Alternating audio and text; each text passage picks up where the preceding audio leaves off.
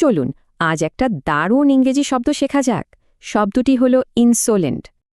আচ্ছা, একটা ছোট গল্প দিয়ে শুরু করা যাক। ধরুন, ক্লাসে একজন স্যার কিছু জিজ্ঞেস করছেন।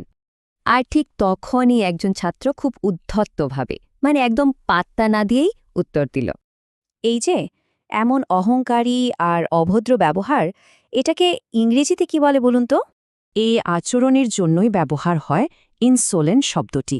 এর মানে হলো উদ্ধত বা বেয়াদব।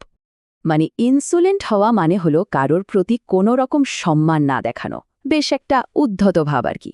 এরকম করলে কিন্তু অন্যদের সাথে সমস্যা হয় আর নিজের সম্মানও কমে যায়।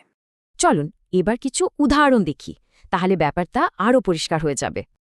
এই বাক্যে ইনসোলেন্ট রেসপন্স মানে হল এমন অভদ্র উত্তর যা সবাইকে অবাক করে দিয়েছে। আবার এখানে দেখুন, ইনসোলেন্ট বিহেভিয়ার মানে ছাত্রটি তার শিক্ষকের সাথে অসম্মানজনক আচরণ করেছে। আর এই বাক্যে ইনসোলেন্ট রিমার্কস দিয়ে একজন রাজনীতিবিদের করা আপত্তিকর মন্তব্যকে বোঝানো হচ্ছে।